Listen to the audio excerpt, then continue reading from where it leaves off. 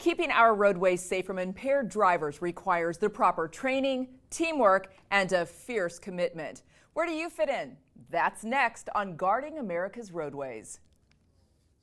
Please welcome right now John Kwasnowski. John is a retired physics professor from Western New England College, an expert in crash reconstruction, and the author of several books, including Crash to the Courtroom. John, we are so glad to have you on the show today. Thanks, Sandy.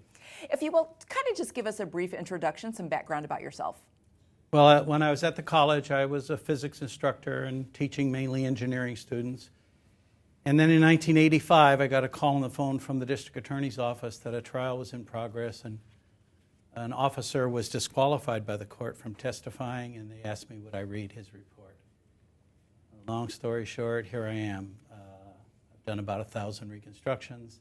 I've testified about 100 times. And how long have you been doing this? A little over 25 years now. Wow, all right. Well, it is so good to have you here. John, kind of break it down for us. How can science help our police officers and prosecutors as they're challenged with these driving impaired cases? Well, of course, our role is, as a reconstructionist, to get all the evidence, put it all back together, and essentially reconstruct what the vehicles did or vehicle did. And so, obviously, the first task is give the prosecutor and the court a picture of what happened. How were the vehicles moving? Who crossed the center line? Was a vehicle under control or not under control? And all those things. So when we're done our reconstruction, we have a picture in our mind as reconstructionists of exactly what happened. I can see it the way the witnesses saw it. I can see it the way the drivers saw it. I'm in that vehicle. I know what it was doing. And so the first task is to reconstruct. I think the second really important one that maybe people don't think about as reconstructionists is to help with identifying who the operator is. I review cases for prosecutors all over the country, and 90% of the cases that I get are operator identification cases.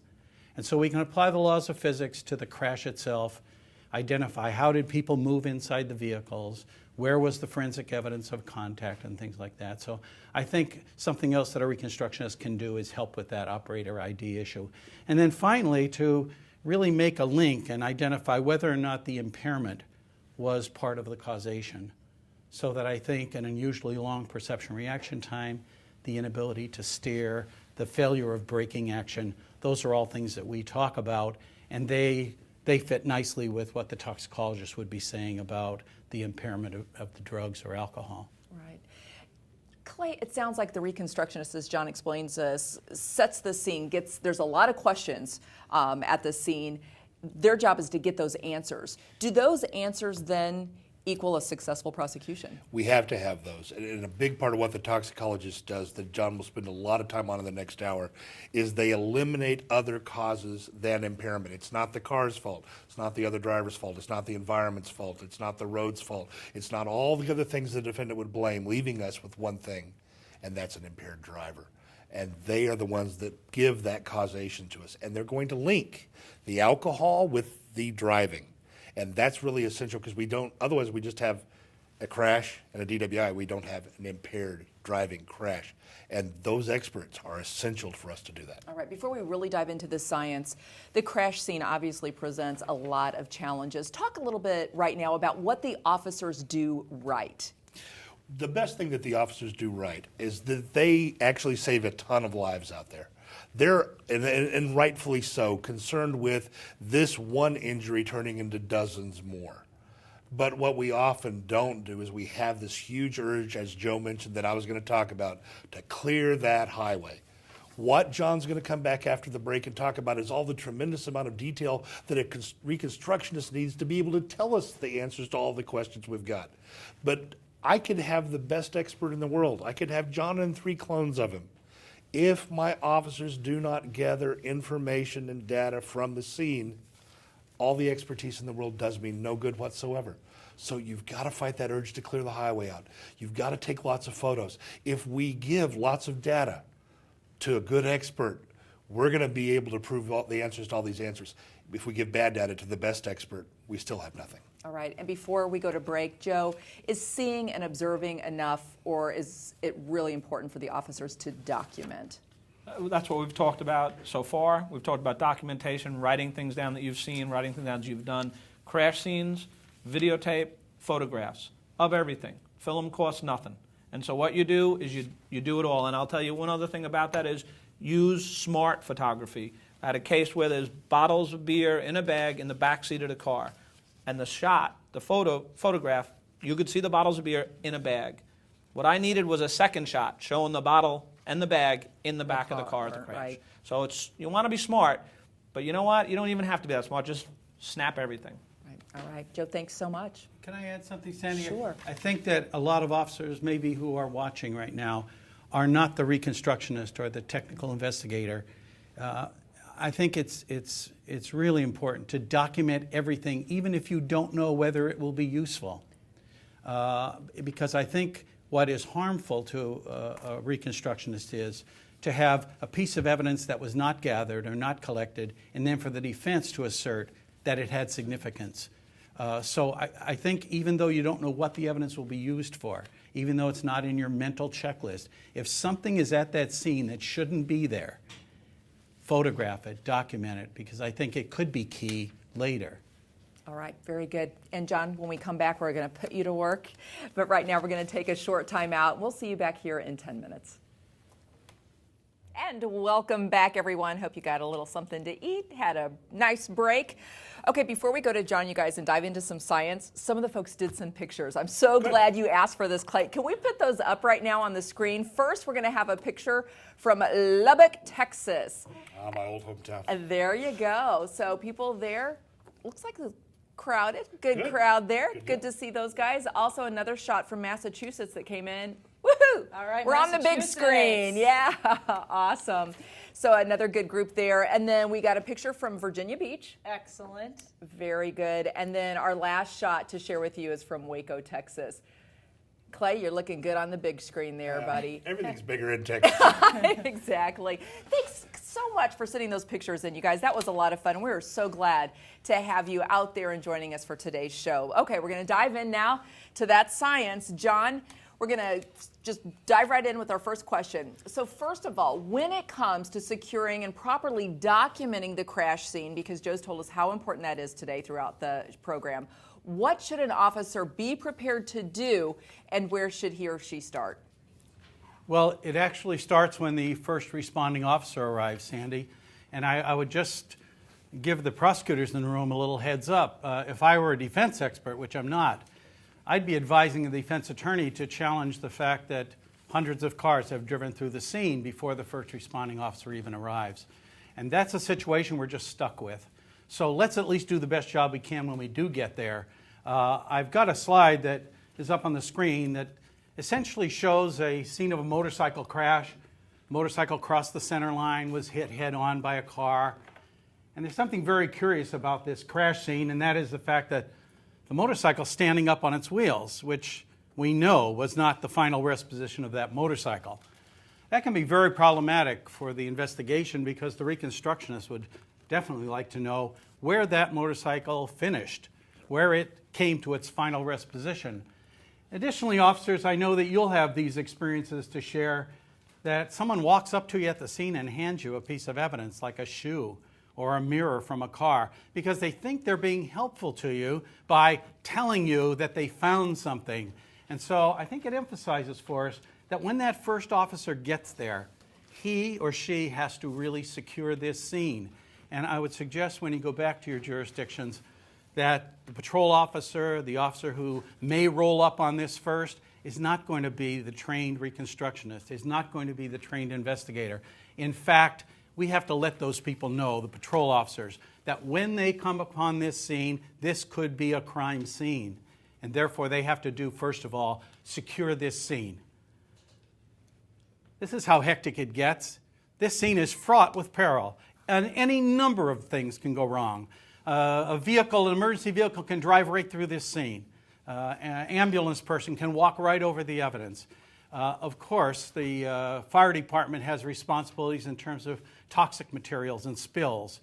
And so I think the scene, as all the officers know, is extremely hectic. This could be, until we know otherwise, a crime scene. I think we have to get a little more aware of the fact that we must secure this evidence so that we can come in behind the first officer or the second officer and then do our technical investigation and ultimately, hopefully, a reconstruction. Hey, John, you just mentioned the fire department. Is there another term that you would use dealing with the fire department at a crash scene? Well, we call them, Joe, the evidence eradication team, but they really do want to do the right thing. I think they have their responsibilities. They know that there may be hazardous materials, and quite honestly, they don't know that they're interfering with the investigation. Joanne? John, we deal, when we go to crash scenes, we deal a lot with the fire department, the emergency medical services, and as you say, they don't know what we know. They don't understand what we're looking for, why we're looking for it, how we're going to use it. It's important in our criminal prosecution. I think it's critical that our law enforcement officers and our prosecutors meet with these agencies, talk to them, set up a meeting, call the fire chief, call the deputy fire chief, call the head of the ambulance service, and set up a meeting. Talk about what each of you do and why, so that you'll better understand it. As we talked earlier, Sandy, we're all part of the team. I want to know why it is that they have to do this route or they have to use this kind of equipment on the scene. I want them to know why it's important for me to try to preserve as much as we possibly can. It doesn't take much time. This is not a 9-to-5 job, everybody. We all know that. But the better lines of communication you make, as Clay said earlier, the better we're all going to be. Now, John, earlier someone mentioned that the defendant is part of the crash scene. Kind of explain that for us. Well, I think in every state, one of the elements is that you must prove who was operating the vehicle. So when we get to that scene, and we'll explore this more, there may be any number of ways that we can get that information about who was operating. But officers, I think I want you to keep in mind, we must prove who was operating, not have a hunch, not have a good idea, not reach our conclusion and then not do any more investigating. We must prove ultimately, because as I mentioned earlier, the most difficult cases that I see, that I review for prosecutors, are absolutely the operator ID case. And in many of those cases, we cannot reconstruct who was operating because there isn't good evidence or the evidence wasn't gathered correctly. And we're going to talk a little more about that too. All right, John, thanks so much. Right now, let's hear from Ken Stecker. He's the Traffic Safety Resource Prosecutor from Michigan. Let's take a listen.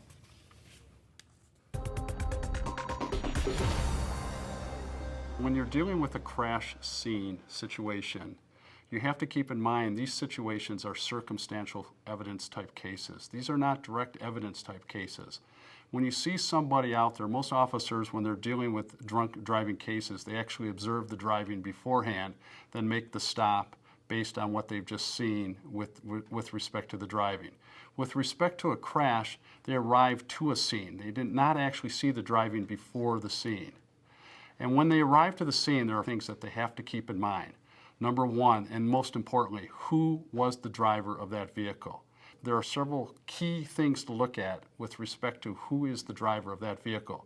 First of all, one of the most important certainly is an admission and or confession by the individual who was driving that vehicle. Secondly, you need to look at other factors such as the position of the car seats, the clothing. You also need to look at who has the keys to the vehicle, and certainly who the vehicle is, who owns the vehicle. Those are just some things that you need to look for with respect to as to whom is the driver of that particular vehicle. Okay, want to get some thoughts from you, Joe, on that. Well, I love what Ken said about seat position. I mean, if you think about it, as Clay said, everything's bigger in Texas. So if Clay's driving the car or I'm driving the car, you're going to be able to tell from where that seat is at the end of the crash. It's all those small things right at the beginning that can be such a helpful thing, which John's going to tell us more about. Right. Okay, John, what are some of the ways that proof of operation can be established? Well, I think there are a number of ways, Sandy, and there can never be too many ways. Obviously, the witness interviews are going to give us some very valuable information if, in fact, there are witnesses. And I think for the officer, part of this thinking is they don't have to have seen the crash itself.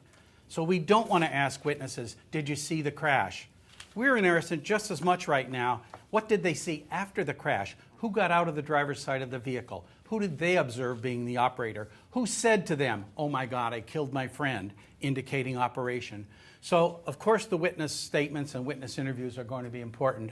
We certainly would like to have an admission of operation. And Joe mentioned before that when people are drugged, they particularly talk. And Joe has a very popular case that he talks about in our training together about an officer in New York City who stands next to a person and doesn't ask a single question. And that person just bubbles information, including, "I was operating, I was operating, I was operating." So, of course, we want an admission or more than one if we can get one. The defendant's clothing, I think, is really important because should we find trace evidence inside the vehicle, a fiber, a rub-off from something, perhaps, as I'll show you in a moment, some indication that there's damage to the dash, we may find transfer of evidence onto the clothing of the defendant. And we certainly don't want to find a fiber in a really strategic place and then not know what the clothing is. He was wearing dark pants is not as good as having the pants. So I think the defendant's clothing are very important. Also, I think that photographing the entire body of the defendant is important.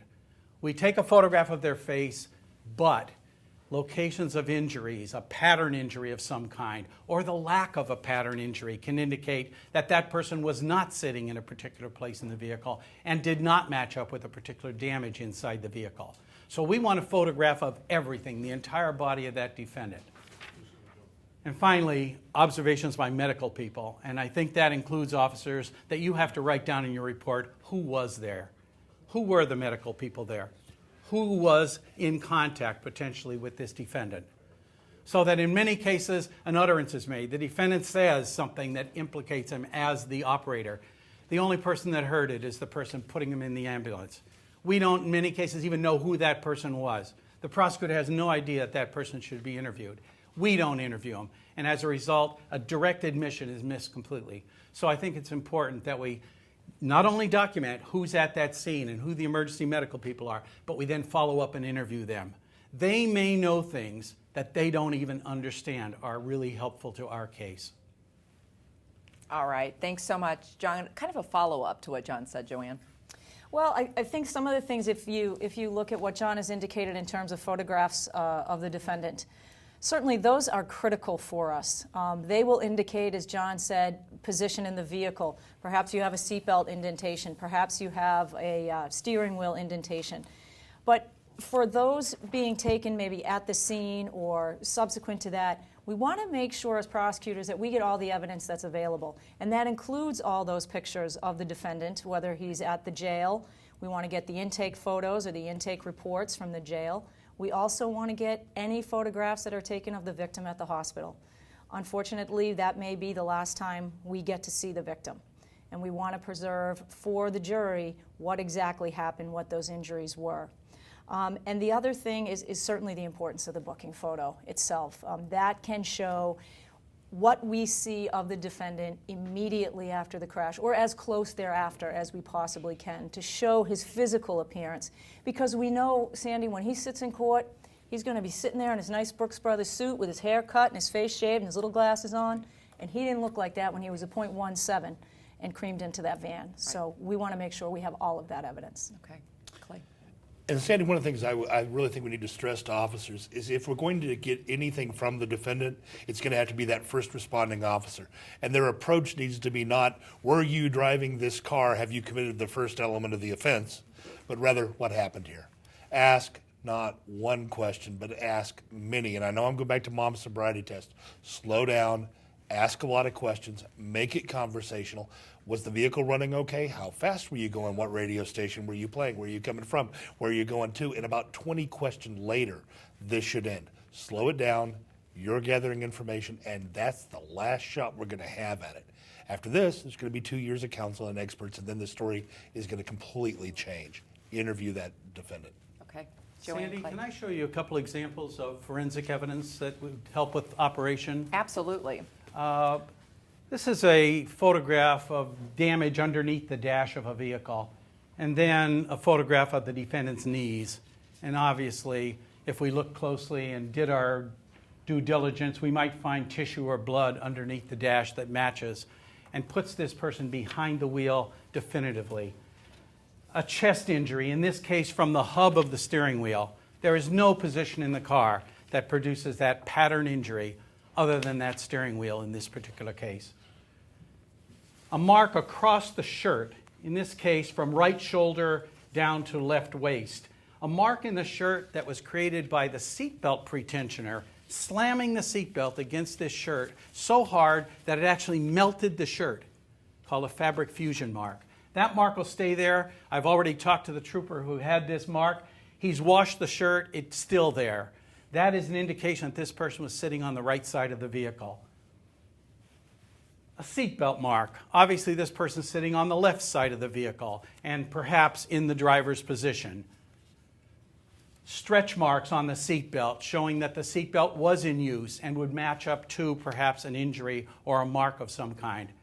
And then finally, a gruesome photograph, really. In a front-end collision, the woman tried to put the brake on. Her entire body weight shifted forward onto that one leg. Not only did it bend the brake pedal, but in fact caused a compound fracture of her leg. And so in some cases, I think it's very important to understand that the medical examiner, the pathologist, can connect a certain kind of injury to a certain type of activity, like having your foot on the brake or on the accelerator. So those are just a number of ways, Sandy, that I think we could use forensic evidence to identify the operator. All right. And John, now if you will, can you talk about the final rest position and point of impact? What does that mean? Well, those are two positions within the reconstruction that are extremely important. The final rest position is the ending position of the vehicles or bodies as a result of their natural motions and the collision. For a reconstructionist, that is our starting point. We work from the final rest position of objects backwards to how they interacted with each other, backwards to how they approached each other. So the final rest position, the FRP, extremely important. And that's why it's so important to determine when you do get to the scene, has anybody moved anything? Did anybody move these vehicles before I got here? Or if we are in a situation where we have a pedestrian collision, did anyone move the pedestrian victim before we got here? In some cases, that victim will already be transported. So final rest position is a critical part of the reconstruction. Point of impact, obviously an important part of the reconstruction. Where did it happen? Where did the vehicles come together? So let's take a look at this slide. This is in New York State, out on Long Island, a very, very well-known case called Hygen. And the final rest position of these two vehicles is that the limousine, which was traveling in its proper lane of travel, has been hit in a front-end collision by the defendant's truck that then continued forward, spun around, and is now facing in the same direction as the limousine. This defendant was driving in the wrong direction on the interstate and had a head-on collision. This vehicle had more momentum than the limo, which is 2,000 pounds heavier, indicating to us, police will understand this, that this vehicle was traveling much faster than the limousine. The critical piece of evidence here, along with others, of course, is where is the final rest position of these vehicles? And were they moved prior to any investigation starting? This is a picture of a gouge in the roadway. A gouge being where one or the other vehicle is pressed down into the road surface and actually digs up the asphalt or cement. That mark will stay there for weeks or months. But officers, extremely important, especially in head-on cases, you must match the vehicle and the part of the vehicle with that mark. Just because that mark happened on the north side of the center line does not mean the collision happened there. The collision occurs where the vehicles make contact. So correctly, this gouge mark should be documented and placed on a scale drawing, but we then have to do an inspection of the vehicle and find out which vehicle and what part of the vehicle made that mark, and then we can overlay the vehicle onto the mark itself on our scene drawing. And finally, a really great photograph of point of impact. This vehicle was approaching an intersection, saw that the vehicle coming from the right was not going to be able to stop, slammed on the brakes, and during the braking action itself, these marks suddenly changed direction. The only thing that changes direction of that vehicle is a huge impact force. So if we now went back to this scene and this drawing and we placed the front tires of the victim's vehicle on those two jog marks, we would know exactly where the victim's vehicle was when this collision occurred. And I think those things are so important. To the reconstructionists, they are almost vital pieces of evidence. Oh, yeah, and so interesting, too. Okay, John, unlike DWI cases, in an impaired crash, we often have witnesses. Now, what part do these people play in the investigation, and how should our officers document and approach these individuals? Well, again, I think we could talk for hours about witnesses and taking witness statements and what we hope to get from them. I would highlight for the officer a couple things. Officers, one critical thing is that we must know where the witness was located. And I would challenge you to look back at your old reports and read through them and see, did you ever really tell the prosecutor or the court where the witness was located?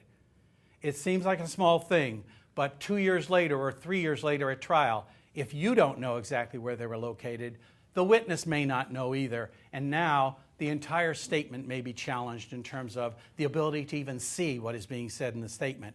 This is a photo from inside a house in my town. I was called to a scene of a collision where a 7-year-old girl had been hit. Officer arrives, he starts taking statements, and he comes over to me and says, John, I've got a great statement. This woman saw the car, it ran the stop sign, it was off the road on the shoulder, it hit the little girl, it probably was even speeding. And I said simply, Frank, where was the witness? He walked away, and about 10 minutes later he came back to me and he said, John, this witness didn't see anything that she just told me. She was in her kitchen doing dishes. I went up to her kitchen, I looked out the kitchen window, and I couldn't see the stop sign, I couldn't see the shoulder, and I couldn't see where the collision happened. She must have just got her information from other people. I would caution you, officers, that if you don't know where the witness was and you can't look through his or her eyes, you can't really be sure that the statement is as valid as you would hope. And if you pass that statement along to a prosecutor, think about this case where the prosecutor has what it looks like a slam dunk statement, only to find that the defense has sent an investigator out to the woman's house and he's taken this picture. And they're just waiting there for trial because they know they can discredit that statement.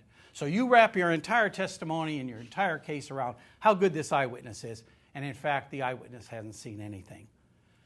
This is another slide that I used to talk about witness and the ability of a witness to really give you a good statement.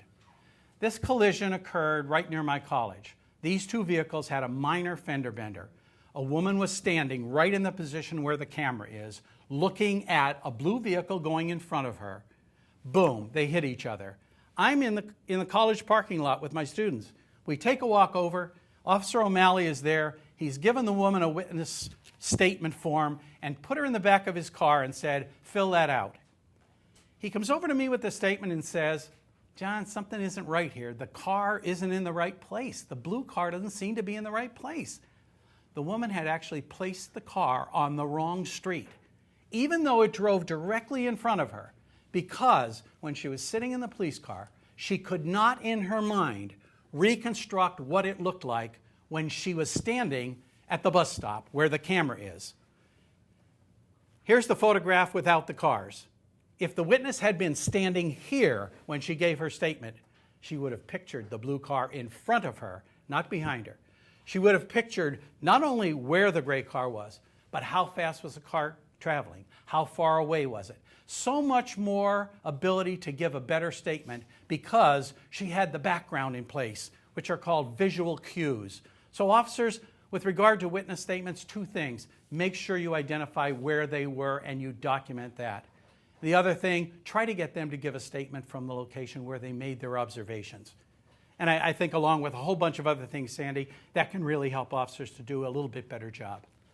Absolutely, and it's amazing to hear that story about a witness. You put her out of the location where the accident happened and she can't recreate it. And it's amazing that just leaving her at the scene can make a whole different report that they can use then. Which is a lovely technique, but it also brings up a bigger issue. And part of that is that officers need to be very resistant to jumping the gun. Right.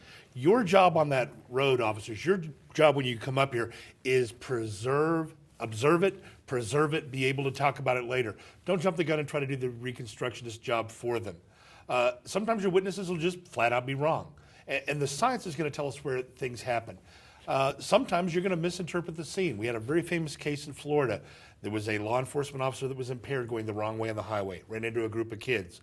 By the time both cars reached their final resting place, they were pointing in opposite directions of where they had started. The officer made the call that the kids were driving the wrong way up the highway, even though all the science disproved it. That officer putting a conclusion, not facts, but a conclusion in his report, allowed that person to basically get away with murder. Be cautious, be slow in opinions, be rich in facts. All right. But one of the things I'm going to head off the email questions is, well, if we're going to be so cautious and we're going to take our time figuring out exactly what we got, how do we go ahead and process the arrest? How do we make an arrest? How do we then get a blood test? How do we then get a breath test? How do we move forward?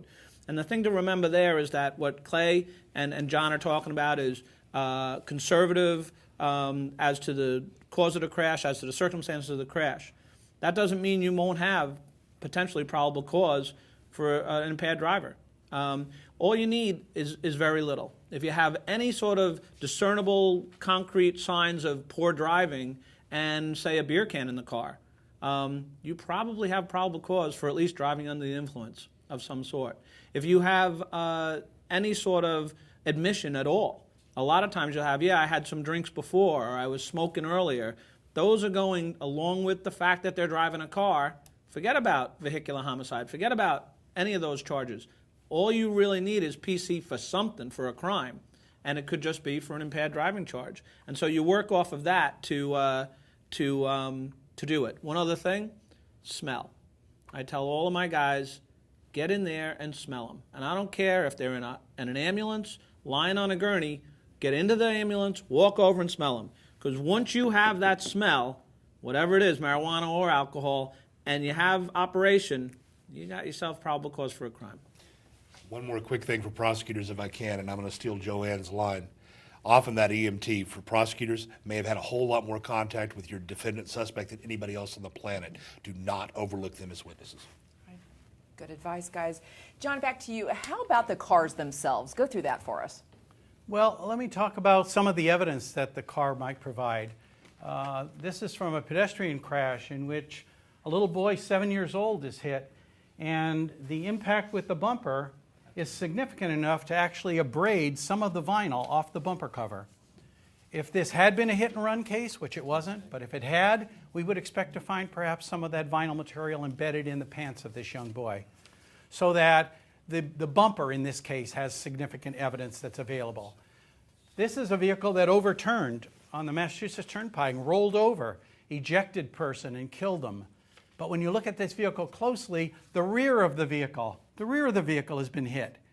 And so officers, yes, the vehicle left the road. Yes, it put down a beautiful set of yaw marks, but what caused it to do that? Remember when we first talked, we talked about causation.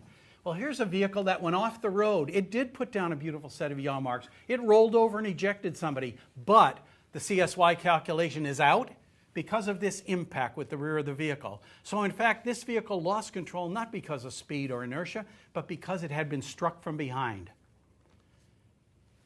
To mention tires, my goodness, I think in many cases, police have a form that they work from that says, document the tire pressure, document the type of tire, and all those kinds of things. But the pressure can be really important. If you have a slight damage to the tire, and let's say 3 weeks later that tire goes flat, all of a sudden, if you haven't documented at the scene what the tire pressure was, the defense now has the availability of saying, at the time of the crash, the pressure could be anything from completely deflated to correct inflation. And if they pick underinflated, it might open the door for a new defense. Rim damage, which could associate to a prolonged slow leak where the tire pressure changes over time. And of course, evidence of braking. And in this photograph, at the bottom of this tire is what is called a skid patch. This tire has slid on the road surface for upwards of 150 feet. Rubber has been abraded onto the road. The heat of the friction has actually melted the tire. And this skid patch says this vehicle recently underwent emergency braking. Every one of those tires might have that. all 4 of those photographs are great pieces of evidence. Because the juries all want CSI testimony. We haven't talked about CSI, but the juries love CSI. Well, this is CSI. This proves that this vehicle had its brakes locked up. And you know what? Each of the other tires does too. And if the defense happens to be that there was incomplete braking or not all the tires were locked, and that would allow the vehicle to have a lesser friction factor, boy, here's the evidence that in fact they all were. So let's keep a heads up with return to just tires and the amount of information we have available. Here is where a person slammed against the dashboard with their knees. And remember that I mentioned before, you might have a situation where their knees went up against the dash and some of this vinyl is now embedded in their clothing. Because when you press against that dashboard, it heats up. And when it heats up, it gets soft. Not unlike skating, when you stand on the ice, you heat it up. And when you heat it up, it gets soft. And you actually skate on the water that's in between the skate and the ice. And that's why the Zamboni has to come out at the end of the period and clear up all those little lines that are in the ice. So here's a great piece of evidence, and we'd expect the passenger, front right seat passenger in this vehicle, to have a transfer perhaps of this vinyl or leg injuries.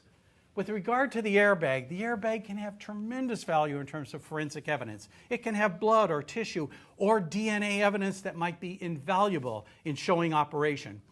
But there are other kinds of evidence that can be a little more troublesome, like blood spatter, because we have to know where did the blood come from. And so officers, I just mentioned this to you. When you look in a vehicle, it's at rest. Make a mark on this bag someplace that tells you the position of this bag right now as you're looking at it. Because when you lift the front end up, if the wheels happen to turn back to normal, this bag is also going to rotate. And by the time that bag gets to the lab, it's now, the blood perhaps, is now in a completely different position than it was at the time of the crash. That's subtle. That's subtle. But a good cross-examiner could make you admit, officers, that you don't really know where that bag was. Couldn't the wheel have turned? Couldn't the bag have been in a different position? Couldn't the blood over here on the right side have really been on the left side at the time of the crash? And you know what? Clay said it before. Sometimes you don't know. And when you don't know, you might have to concede. I don't know. And to a good defense attorney, that is a huge door to drive through. And finally, lamps. The lamps on the vehicle might be indication of whether the lamps were on or off. Turn signals, headlamps, indicator bulbs, whatever. So, of course, in some of the newer lamps, like the LED lamps, we don't have indications. But in these older lamps that had filaments, we want to be looking at the lamps at the scene before we move the vehicle so that something doesn't happen during transport that actually creates evidence. And I think those are just a couple things, Sandy, that might be helpful. All right, John. Joanne. Sandy, one of the things that John always has emphasized to all of us as prosecutors is the importance of documenting parked vehicles. And I'm wondering if, John, you could address that for us. Well, yeah, I think, especially in a case where visibility or the perspective of the operator, defendant operator, is an issue, I think that documenting the parked vehicles, what the make, model, year, and perhaps 2 tires being marked in the scale drawing, so that at some time later we can go back and replace those vehicles if we need to assess visibility. Particularly important, I think, in pedestrian cases, where someone may walk out from in between 2 parked cars. Someone may walk out from in front of a series of parked cars, but in fact the parked cars occlude the ability to see the pedestrian. So officers, it's another one of those, oh gosh, I haven't really been doing that all the time.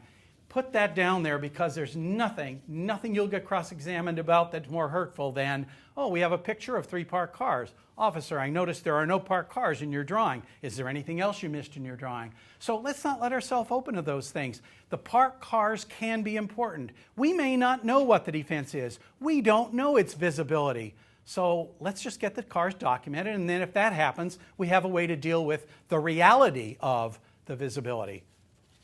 All right, John, thanks so much. Now, we talked about what an officer needs to do before vehicles leave the crash scene. Once they're removed, as our traffic safety resource prosecutor from Idaho, Jared Olson, explains, there's more very important work which still needs to be done. Let's watch.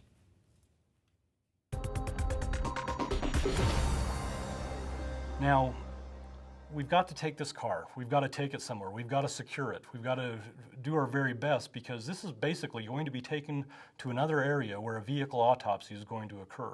We've got to go through that whole vehicle with a fine-tooth comb and see if there's anything that we have missed. Is there any other clues? We can do better in securing these vehicles. We can be more thorough. This is an area where we can really shine and make sure we give the victims and the defendant the justice they so sorely and richly deserve. All right, very good. John, I know that we're getting some email questions in. So first of all, I know that you have a question on point of impact that someone emailed in. If you can go over that for us. And then also, Jared just mentioned vehicle autopsy. When you get done with the question, can you explain what that is? Sure. We had an email that really asked to clarify the use of the word point of impact or area of impact, area of collision. And I certainly don't mean to imply that there's always a point where we know the collision happened. In some cases, for example, a pedestrian case, there may be a general area, a circle, that we know it happened inside that circle someplace. So absolutely, officers, a more neutral phrase would be area of collision or area of impact, and then you're not pinning yourself down to a specific point. With regard to the term vehicle autopsy, a vehicle autopsy is in many ways just like a human autopsy. It is a mechanic, a person who has knowledge of the mechanical, electrical, electronic systems of a vehicle, doing a thorough bumper-to-bumper examination of that vehicle to determine were certain systems in use, were all systems operative, if not, which systems were not operative, to also give opinions in some cases about whether an inoperative system or a system not in use may have been causative to the collision. So a vehicle autopsy really means you go through the vehicle bumper to bumper, you look at the braking, you look at the steering, you look at the lights, you look at all the systems as best you can, and assess, was there anything in that vehicle itself that might have been causative of this collision? All right, John, thanks. And Clay, if a vehicle is released too soon, what can happen? Nothing good. Absolutely nothing good. Two big things that happen. We either destroy the vehicle and we lose that evidence forever, which opens up a world of opportunity to the defense attorney that can now argue anything under the sun. I mean, just as John said, now the sky's the limit. Whereas if we had the car, we'd foreclose all of those options. Number two, if we don't secure the vehicle and not just keep the vehicle, but secure it, we lose all of our chain of custody issues. It's amazing how often we come back and we have an issue or we have a defense, and by more careful, even later examination of the car, we eliminate that, we find out the truth, and the truth most often is that this person killed someone and they need to be brought to justice. Right. And John, you've been doing this a long time. Have you seen this happen? Well, in my county, Sandy, I've seen 2 cases that were dismissed because the vehicle was not available for inspection by a defense expert. And most recently, just within the last year, a case in our town in Springfield, Massachusetts, the vehicle was released. Defense goes in front of the judge to ask that the defense expert be able to inspect the vehicle. Of course, the court learns that the vehicle is no longer held. And the judge makes a rather unusual ruling. She says, further testing done by the defense may have been fruitful. Therefore, the sanction will be all of the state's accident reconstruction testimony is out. And that's pretty drastic, because what really may have been contained in that vehicle inspection is something that's really ancillary to the causation. But now, all the reconstructionist testimony is out. And this case really ends up getting tried, if it does get tried, as a DWI with sort of civilian testimony about how erratic this driving motion was. So it can be quite harmful to the case. All right. For more on this topic, here's Sarah Gardner. She's your TSRP for North Carolina. Let's take a look. It's not always possible to collect all the evidence from a car at the scene of the crash. The car needs to be seized and taken to another location and impounded so that evidence that is not easily destroyed can be gathered at a later time.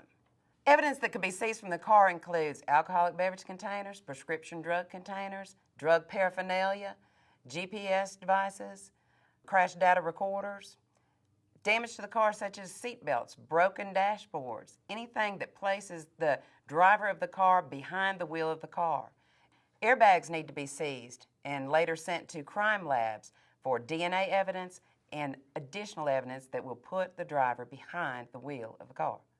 Officers should also look for cell phones and other communication technology in the car. Cell phones contain a ton of information that can be later gathered. Bear in mind that once the cell phone has been seized, a search warrant will be needed to download the information that's contained within that cell phone. Officers also need to bear in mind that at some point you cross the line between investigating a crash at the scene and the need for a search warrant. Furthermore, crash data recorders, GPS devices, and other computer equipment such as that requires an additional search warrant to go into those devices and find out the information that's contained within them.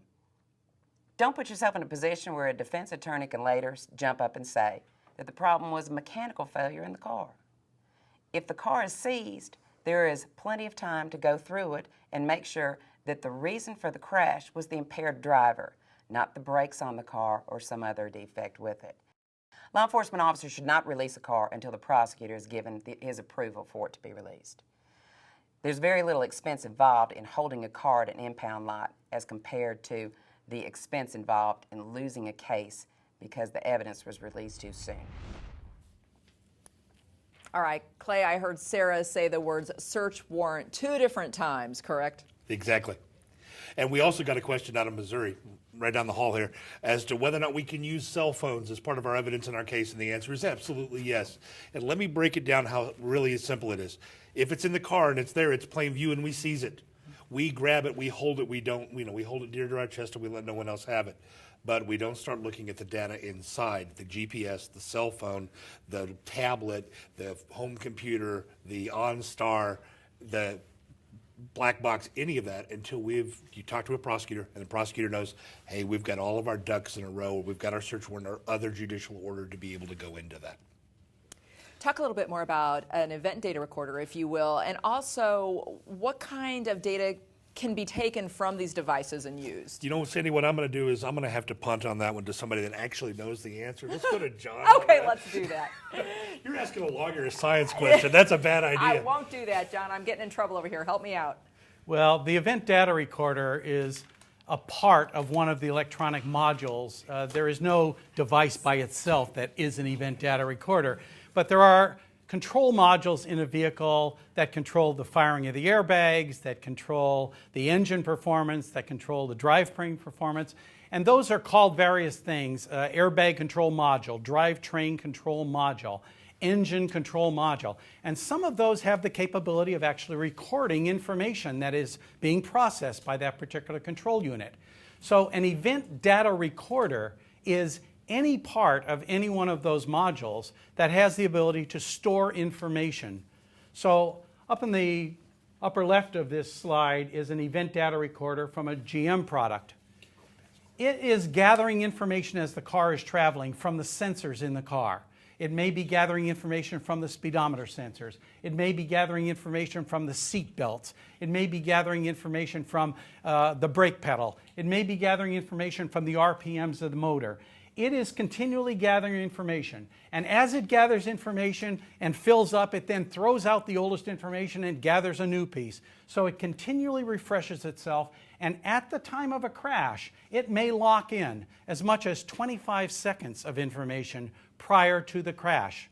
In most modules, it's more like 5 seconds, but in some of the Ford products, as much as 25 seconds. And prosecutors in a tractor-trailer commercial vehicle, it could be minutes, as much as 35 minutes before the collision. That speed information and other information is locked in.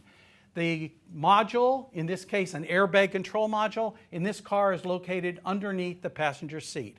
It is typically located near the center of the car, so it reacts to what the center of the car is doing. If the center of the car is jerking around and there's a danger to the people who are occupying the car, boom, the bags fire. Prosecutors understand this. You do not have to have the bags fire in order for information to be locked in, because many of these modules have both a permanent module, a memory module where the bag fires, but also have a temporary memory module for what are called non-deploy events.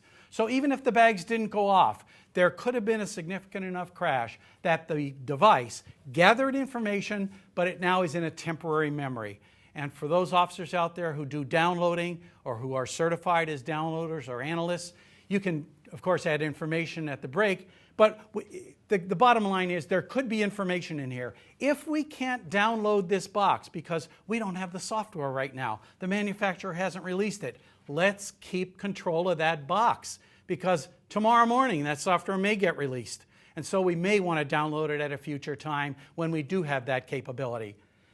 The information that's in this box might be widespread, as I said, braking information, seatbelt information, whether the airbag was activated, actual speed information, engine RPMs. It comes out on what in some cases is as much as 20 or 30 pages of documentation about the last few seconds before this vehicle had its collision, and then in almost all modules for the next fraction of a second after the collision itself happened, which is called delta V, the change in velocity that occurs as a result of the collision. This information can be invaluable. It is used by a reconstructionist as corroborative. We do our reconstruction, we determine what we believe to happen, and then we see, does the data match up? And if not, we have to reconcile why not. There are a number of studies recently where crashes have been looked at, and across the board, overwhelmingly, the crash data retrieval system gives us the information that coincides so very closely with what we've reconstructed by our ordinary evidence methods. So it can be invaluable. It's not a standalone. You can't go to court with a printout and say, see, this car was going 62 miles per hour, because if you do, you're headed for a real problem. But they are an invaluable asset, and more cars are starting to release their softwares. So I think we'll see them more and more in the future.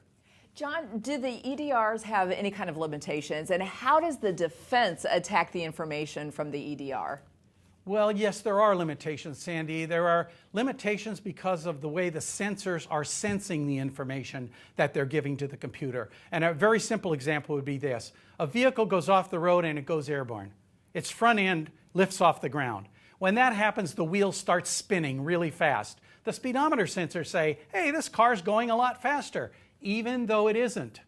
And so now the data that's inputted into the EDR is higher speed, higher speed, higher speed. Boom, the car hits a tree. It locks in the 5 seconds before the crash. It would look from the EDR download as though this vehicle was going 110 miles an hour when it hit a tree. But when you look at the damage to the car, a reconstruction is saying, wait a minute, this doesn't look like 110 miles an hour. The final rest position, wait a minute, this doesn't look like that kind of speed. The amount of tire marking before the tree, this doesn't look like that kind of speed. So that might be a case where the information itself is misleading because it did not reflect the speed of the car, but merely the speed of the wheels. What can the defense expert do? One of the first things they should think of doing is claiming that the data is not from the defendant's car, because this EDR does not have a VIN number on it. Officers, you have got to be careful in the process of downloading the EDR that you completely document that download process so that you can convince the jury that the printout I got from this EDR came from this box, and in fact, this box was in that vehicle, and in fact, that's the vehicle that we got from the scene. Because otherwise, a jury might say, well, who knows where that data came from? It just came from a box. Maybe they just have a box they keep around, and whenever they need one, they download it. And that might sound goofy to you, but believe me, jurors might believe it. But here's something, and it's sort of new, that defense experts are doing. They are making the claim that the vehicle isn't original equipment. The tires are a different size. The transmission has been changed. The rear end differential has been changed. And as a result, the sensors themselves have not been recalibrated, and therefore the sensors that are giving the information to the EDR, in fact, are wrong.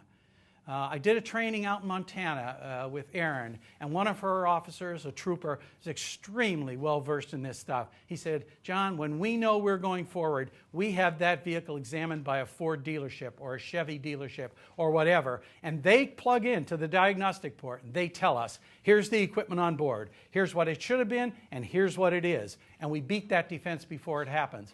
But prosecutors out there, keep in mind that since this evidence is so damning, and it truly is scientific evidence and therefore so believable, there are going to be craftier and craftier ways to try to make it unbelievable to the jury. All right, John, what other information must the investigator get from the vehicle? Well, this was a favorite of mine, Sandy, and I talk about it all the time. We must know whether there were any recalls on any of the vehicles involved in this crash, both defendant and victim. This is a case from down in Tennessee. This vehicle is a Ford Ranger pickup truck.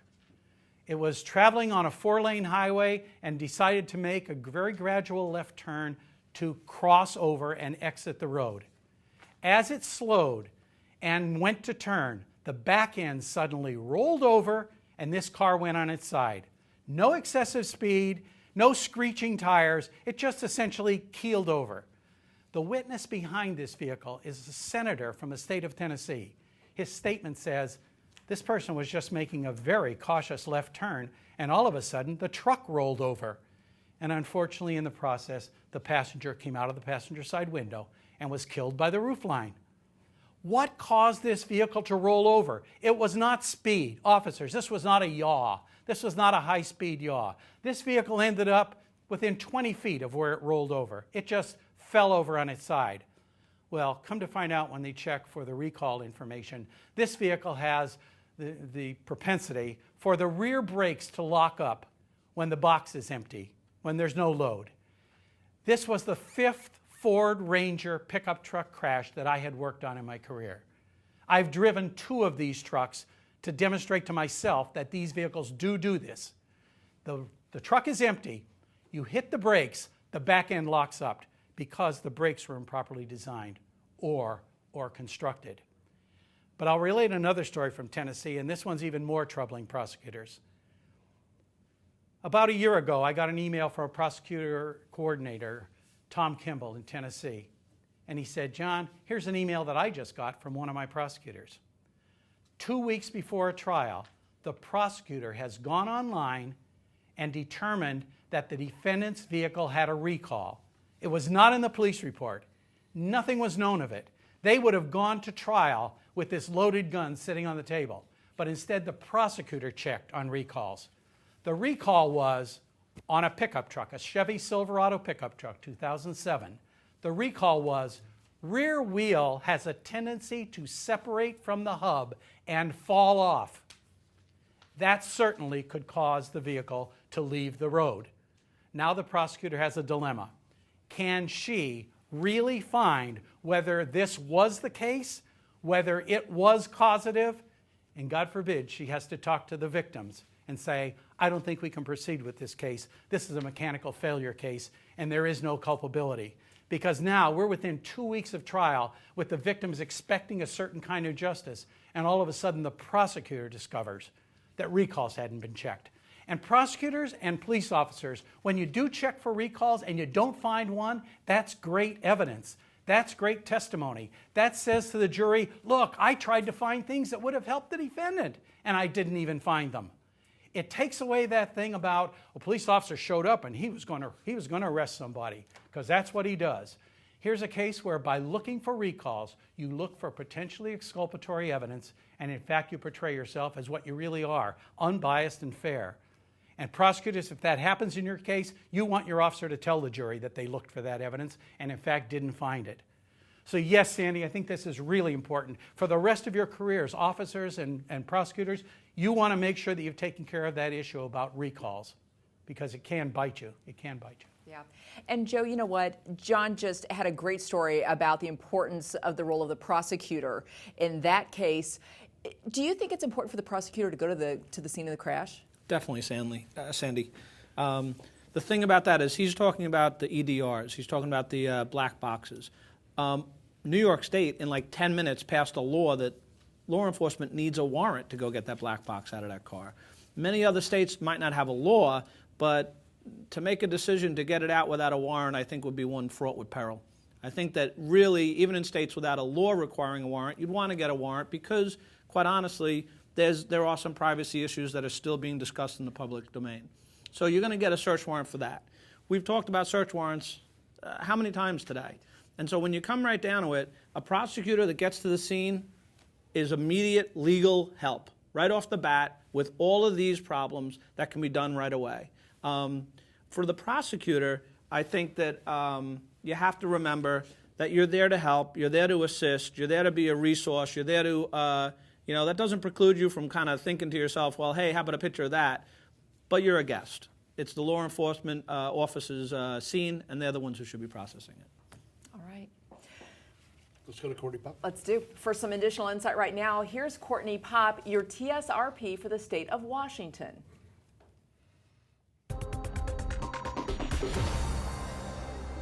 It's absolutely imperative that a prosecutor arrive at any fatal or serious injury collision as soon as possible.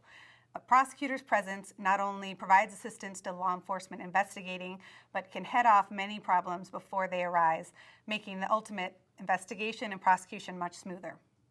A prosecutor's role at any crash scene is one of support. The prosecutor does not become a witness and does not become an active part of the investigation. Rather, he or she will assist with answering questions. A prosecutor can help the investigators by obtaining search warrants. A prosecutor is going to benefit greatly by being present at a crash scene. As a prosecutor, we're often isolated from the harsh realities that investigators see on a daily basis. The scene of a crash is an unattractive, ugly, smelly place to be. It's almost impossible to accurately describe a crash scene if the person has not been on scene, seen where the vehicles might have been, see the surrounding area. That information can then be conveyed believably and convincingly to a jury. All right, Clay, reaction. I absolutely agree, and started doing this back when I was in Lubbock County. It really makes a world of difference. It's good for the officers. It's good for the prosecutors to be a part of this. I will reiterate one of our cautionary notes. Prosecutors, you're there to help. You are not an investigator. You are not a cop. Don't touch anything. Don't pick up anything. Don't start calling the shots. You're a guest in this house. You're there to help. In the courtroom, you run things. Out on the road, the cops run things. Get over that whole mentality. And if you do that, you'll never make yourself a witness in the case, and you won't have any ethical issues. Joanne. I think the help goes beyond just being at the scene, from what Joe and Clay were saying in terms of gathering the evidence for the warrant, et cetera, helping them draft that document. I think the help also extends to helping the officers prepare for court. If I've gone to a crash scene and I've seen that horror and that devastation like they have, I can help them describe that scene for the jury. Because remember, we may not get some photographs in, and we may talk about that in a little bit. And I need that officer to as vividly and as graphically and sometimes as painfully remember that scene and convey it to the jury. If I've seen it too, I remember that vivid color red of the blood, and I remember that smell. And I can help formulate my questions to sometimes draw out what they may be hesitant to actually talk about. Joe. The biggest practical problem is notification. What I see all over is a difficulty with the police officers notifying the prosecutors in a timely fashion so they can get to that scene. Most prosecutors, I believe, want to go. They need to get that phone call at 3 o'clock in the morning, and when they get it, they'll use it. Remember, this is teamwork, and that's the watchword. We're all in this together. We're all looking for the same result. We're all looking for justice to be done. And so working together right from the moment that the crash happens and making that phone call to your prosecutor is a big step. All right. Let's go back to John, because there's a couple of other things that we do want to go over with John. And John, once the scene is secure, what can an officer do to assist in the reconstruction then of the crash? Well, now we're talking about gathering evidence, really. So let me just run by a couple of things. Photography, as Joe mentioned, is huge. Photography of the evidence themselves. This is a big one. Photography of the perspective of the drivers. What could they see approaching this collision? The vehicles at their final rest. I already mentioned photographing the suspected operators in their entirety. And prosecutors keep this in mind, that when you're at the scene, you have the best chance to pick out your exhibits and maybe ask for a photograph that might ordinarily not be taken so that it becomes a dramatic and convincing exhibit at trial. For those officers out there, these two pictures are meant to show you the effect of glare on the road. I'm traveling north toward the camera in this first photograph, and I see what are a beautiful set of tractor-trailer marks, skid marks from a tractor-trailer. But when I get out and look back, the sun has put glare on the road. I can't see them anymore. But in fact, traveling in the direction that I originally was traveling, they are absolutely visible in this photograph on the right. This photograph right up here is a piece of evidence. It's a smear mark on the road. And all too many times I see a photograph of something up close, but no reference. I don't have any idea where it is at the scene, except that it's a really good picture of something up close. So I'm going to describe what is called approach and shoot. Approach and shoot would mean that when I want that photograph of that really small, discrete piece of information, I first photograph it from this position, and then I approach it, and I take a picture across the roadway, and that gives me some landmarks over here and curb markings and so forth. And then I come up on top of it, and I find this irregularity in the pavement. So that now, instead of getting a photograph of something really great up close, but not knowing where it is, I now have a better perspective of where it fits in the scene. Here's a photograph of some striations in a yaw mark. One of the defenses in a calculation where there are yaw marks, one of the defenses could be, this wasn't even yawing, this was just braking, and that's really a brake mark. Officers, those of you who are reconstructionists and investigators, you know that when those striations are present, that is a yaw, and that is not caused by a braking action and certainly not a skid mark by some stretch. And of course, we have the ability to make scale drawings by using what is called total station. So on the left is a person with the pole, and he has a reflector on top of it, and then a person who is logging in the data. And he shoots a beam of infrared radiation out to the pole, and it bounces back, and that gives us a measurement. And then all the information from the downloaded data is put into a computer, and a drawing is made. And that scale drawing becomes the basis for reconstruction. It becomes the basis for, in fact, making other measurements that might not have been made. So now we have a scale representation of what happened at this scene. I think in some cases, the tire mark evidence can be particularly important. And I know Sandy asked me about this before, about skid marks. What really are skid marks? Well, skid marks are marks made by tires that are locked up. These tires are not locked up. This is 100% braking action, but it's done by a vehicle that has what is called ABS, anti-lock brake system. The tires do not lock up. They simply just about get to lock up and then release. The tires do not have a skid patch on the bottom. A new piece of tire keeps coming around all the time. This, as I mentioned before, is a great piece of evidence, indication that the ABS system was activated. The tire marks, of course, are evidence. And here's an officer actually measuring some tire marks. And prosecutors, if you're trying to tell the jury at trial that the officer made his measurements with a rolling wheel, this shows them what a rolling wheel is, because they might not all know.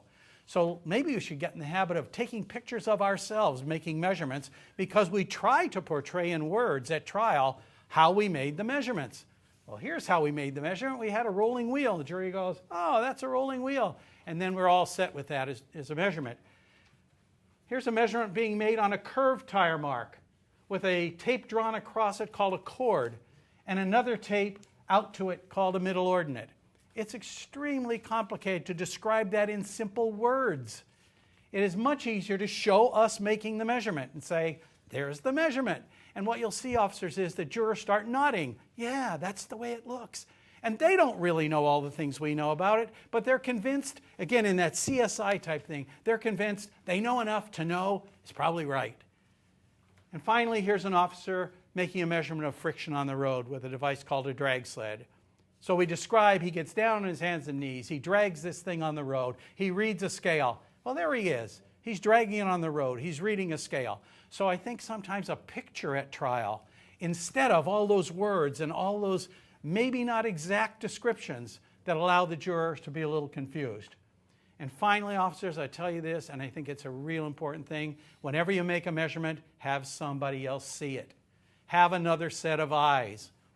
Because when push comes to shove, and defense has no other way to change this case other than to change the evidence, they will purely attack the fact that, did you really see that, officer?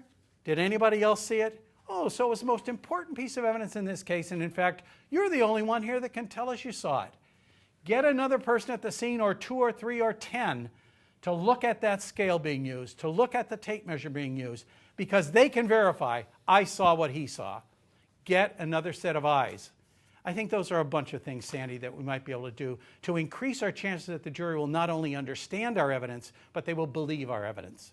And John, as we're running out of time, just a couple more quick questions. First of all, can tire marks help you identify a vehicle that's left the scene of a crash? Absolutely, Sandy. The tire marks, in terms of how far apart they are and in terms of where they start and where they end, might be able to help you with identifying a vehicle, yes. And lastly, how far does the impaired crash crime scene actually extend? Wow, this is a great question. And officers, again, I'll just ask you to recall all of your investigations.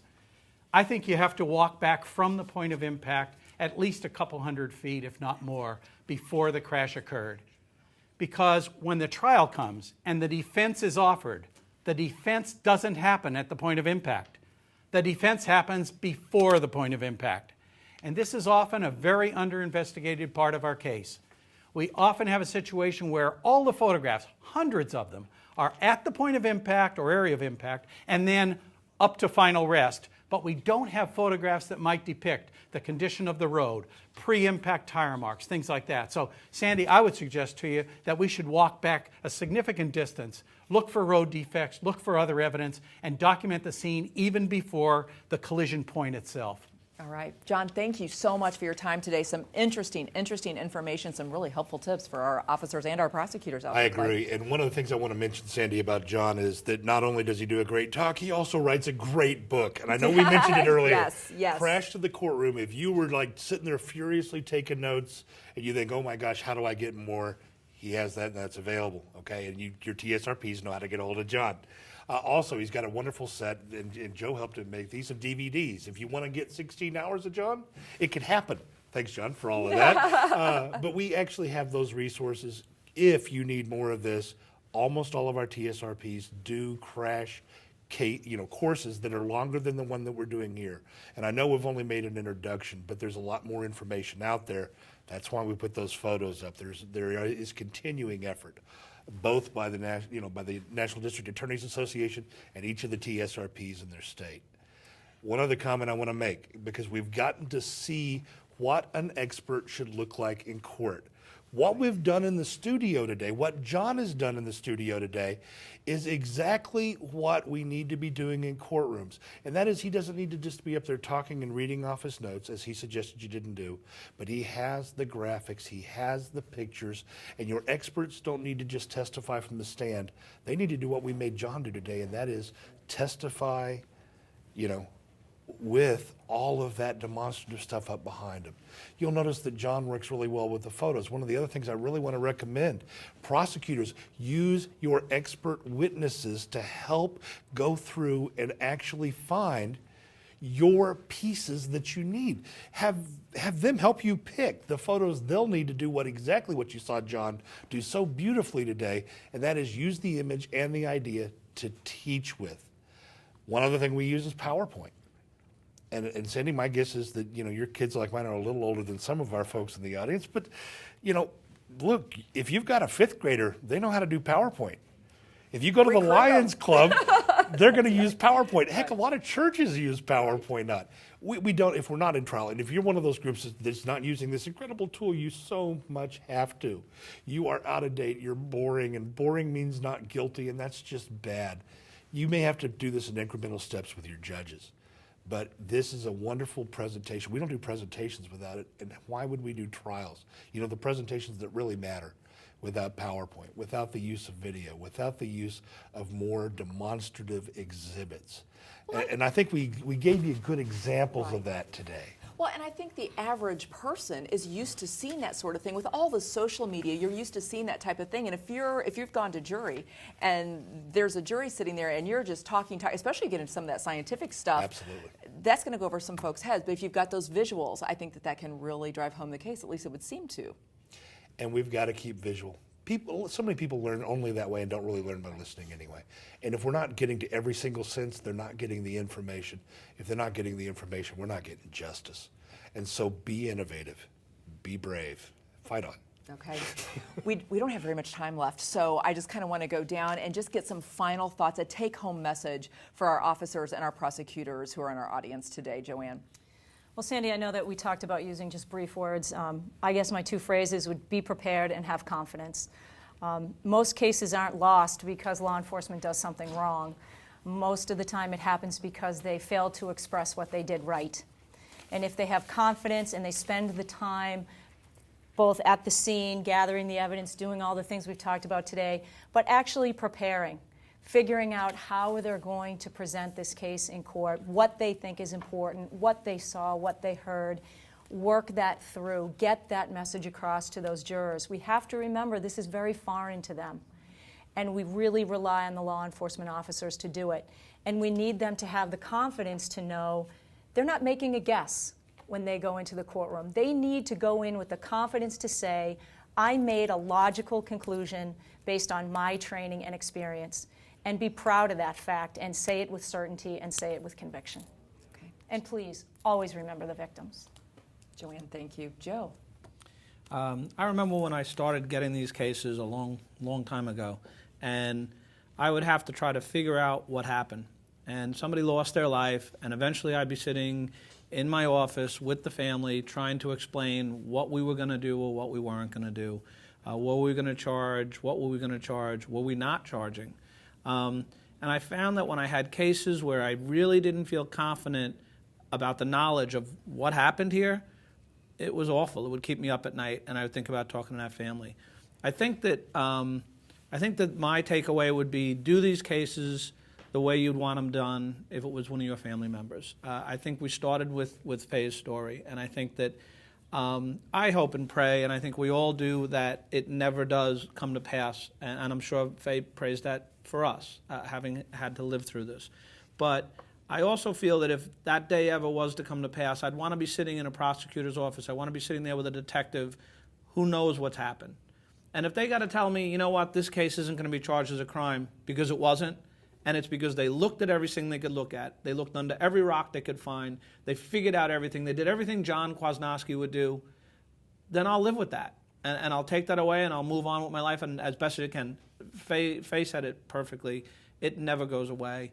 Maureen McCormick once said, it's a misnomer, time heals all wounds. It doesn't. There's things that don't go away. But at least there comes a point of where you have to accept it. And on the same token, if the prosecutor puts everything together with the police officers and there's a crime and they're going to prosecute it, so be it. And I feel like I could live with that. I think that's what it is treat these cases as you'd want to be treated if it was your family. All right. John, just a last comment for our audience today. Anything you'd like to leave them with? Well, I guess particularly I would leave with the officers the idea that you should expect the craziest, most outrageous defense theory that you could imagine or those that you can't imagine. And so in order to head a lot of those off, we just have to do the best job we can. We have to dot all our I's and cross all our T's and really do those little extra things, even if we don't know why we're doing them, because those are the doors that are still open for defense. So I guess I would say, particularly to the officers, that little thing that you didn't do that comes back to be made into a big thing at trial, you didn't do it. Right. So let's just try to do our best. All right, John, thanks so much. Just a couple of minutes left. Clay, anything that you would like to leave with the audience today before I wrap it up? Yeah, some of my folks in Texas may have heard me say something along this nature, but I think it's important. We know, without a doubt, from all of our statistical studies, that when we have highly visible, effective enforcement of DWI and impaired driving laws, that our fatalities go down. And I also know that being out there in the middle of the night, because I've done the ride-alongs, making DWI arrests, doing DWI investigations, nobody pats you on the back. Nobody says, well, job well done. Nobody really likes you doing it. City council don't care. You're making one case after another, very thankless. And I also know as a prosecutor, standing in that courtroom with no client beside you, trying DWIs in which nobody claps you on the back, nobody gives you the big award, nobody seems to care, you can get discouraging. But I want to let you know this. What you do, standing on the side of that busy highway with the truck zooming past, trying to do SFSTs, what you do, standing in that courtroom, fighting with the judge over HGN for the 800th time, knowing you're right and knowing they won't listen, makes a difference. You see, here's a simple fact. If it saves lives, it means that some mom that gets to come home to her kids only got there because of what you did. Some father that gets to come home to his wife and to his children only gets there because you were doing a crappy job and you were doing it well. And you know, those kids that get to go, I don't know, to graduation because they survived prom. They only get to go because of what you were doing. And what we do matters that much. And you can't see the pain on somebody like Faye without knowing, if I stop that once, it's worthwhile. Now, the bad part is, they don't know you saved them. You don't get cookies at Christmas. They don't send you a card. Nobody hugs you around the neck. It's a very quiet, it has to be a gratitude that comes from you. But I want to add to it. I want to say thanks.